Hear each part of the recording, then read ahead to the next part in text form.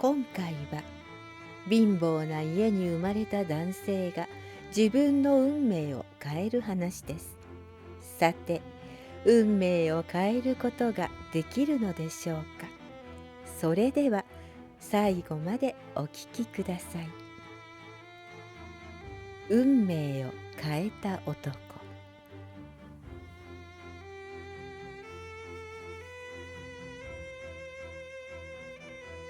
俺の前に美しい女性がいる。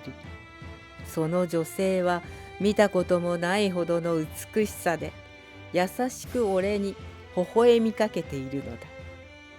広くて真っ白な空間で、俺は彼女に語っていた。俺の人生は波乱万丈だった。俺が生まれたのはあばら屋。親は本当に貧乏だったようで、隙間風が入ってくるような家だった。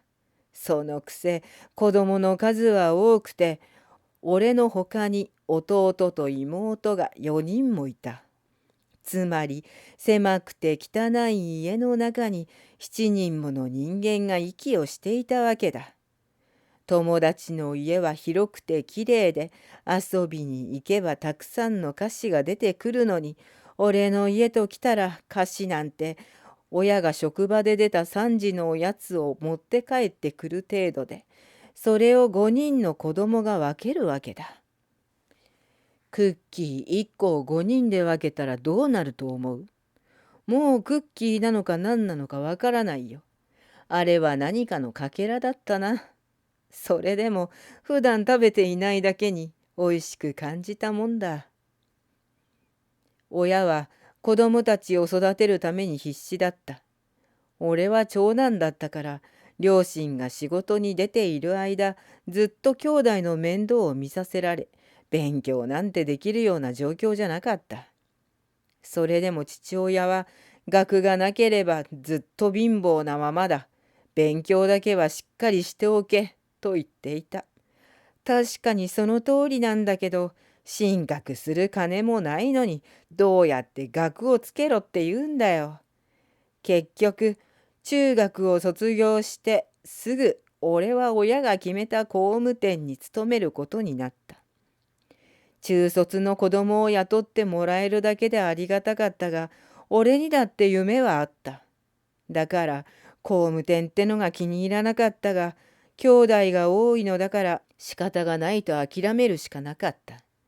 これが運命なら諦めるしかないってな。俺は工務店の住み込みで働きながら、もらった給料のほとんどを両親に渡していた。遊ぶ金なんてほとんど手元には残らない。ただただ毎日必死に生きて仕事をして、疲れた体を横たえるだけの生活だった。ところが、そんな俺を見ていて、工務店の社長が気にかけてくれた。奥さんももちろんだけど、子供がいない夫婦だっただけに、俺のことが気になっていたのかもしれない。だから、休みの日に買い物に付き合えと言われて、ついていくと荷物を持ってくれたからと、洋服を買ってくれたりもした。行ったことのない場所にも連れて行ってくれた。そうしながら、社会のあれこれや仕事のこと、対人関係の構築の仕方など多方面にわたって教えてくれた。おかげで俺は仕事の面白さを知ることができた。俺は工務店の仕事も好きだったが、それ以上に設計に興味があった。本を買っては読みふけっていたある日、社長がそれに気がついて学校に行かせてくれた。設計の学校なんて夢のまた夢だと思っていたが、社長としては俺が設計できるようになれば外注に出さなくても済むというところだったようだ。それでもいいと思った。これほど俺に目をかけて、親のように親身になってくれる社長に恩返しができるなら、この工務店のために頑張ろうと思ったんだ。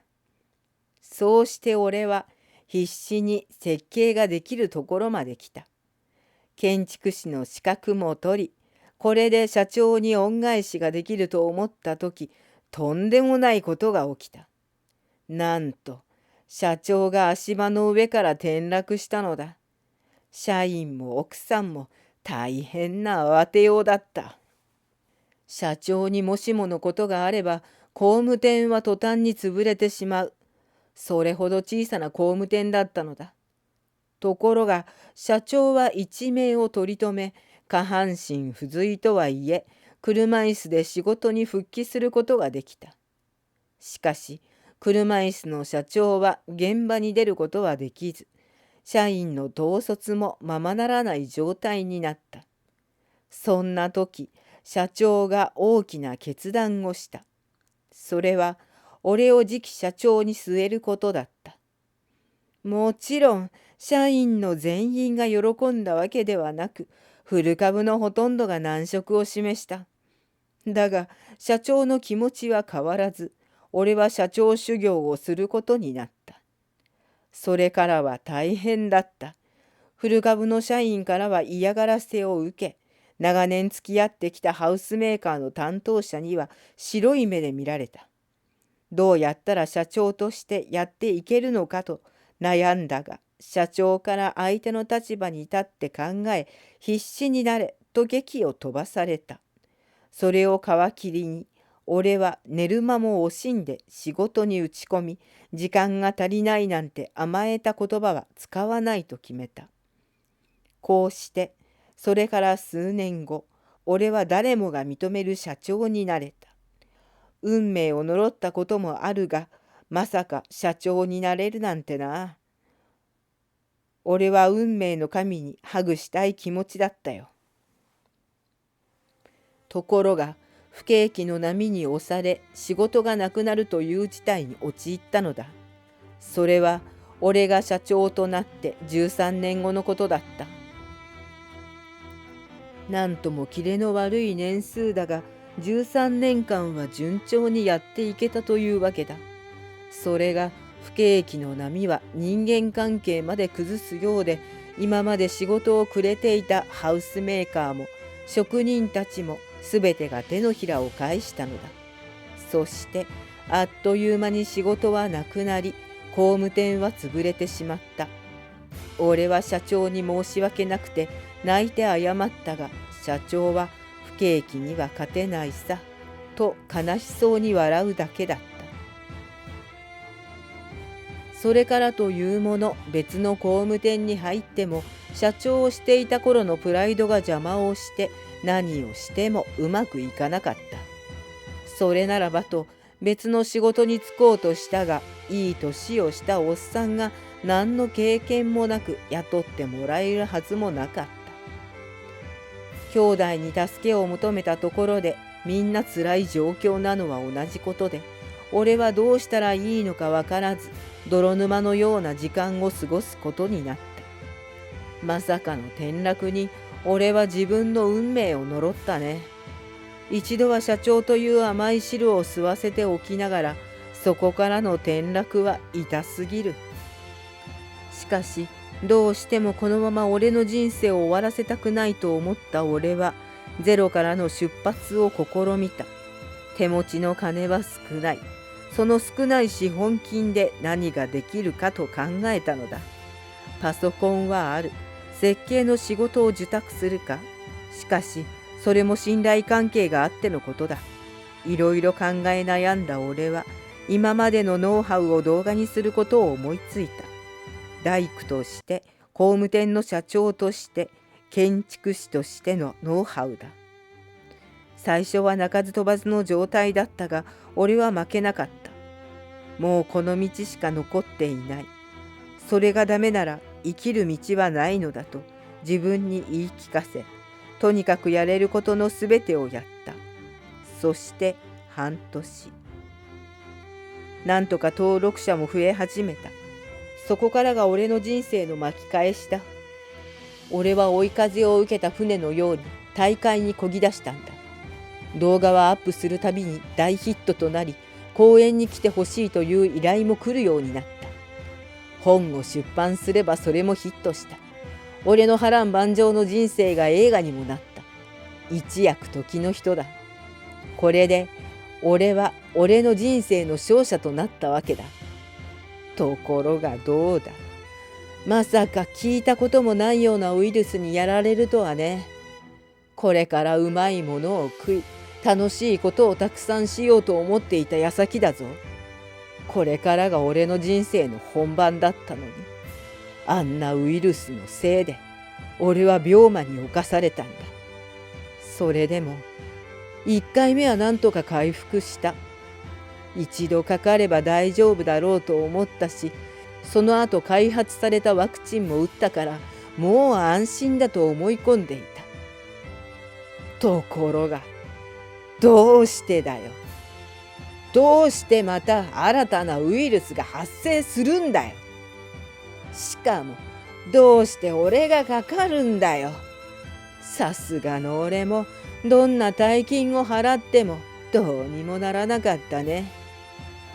ああ、これでジ・エンドかって思ったよ。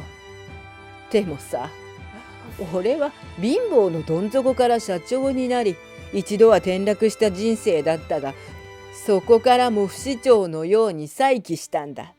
さすがに病気には勝てなかったが、それは誰だって同じことだ。世界のどんな偉い人だって、どんな金持ちだって病気には勝てないもんだよ。だからそこはいいとしてだ。俺は俺の人生の勝者なんだよ。工務店が潰れた時は運命を呪ったが、結局俺は運命に勝ったのさ。俺は自分の手で俺の運命を変えることができたんだ。俺は喜びを体中に満ち溢れさせ、大きな声で目の前の美女にそう言った。ところが彼女はふっと笑みを浮かべてこう言ったのだ。そうね、これがあなたの運命だったから。その微笑みは冷たく、その言葉は運命に勝ったと雄たけびを上げている俺の心臓に氷の刃となって突き刺さった。なんだと？あなたは運命を変えたと思っているようですが、運命を変えることなんてできないのですよ。あなたの運命はそうなるように決まっていたの。そしてこれからという時に病気によって終わる。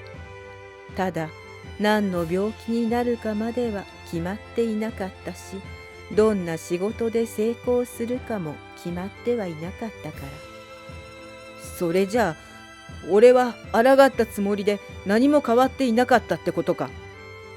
でも運命は変えられなくても未来は自分で選んだのだから。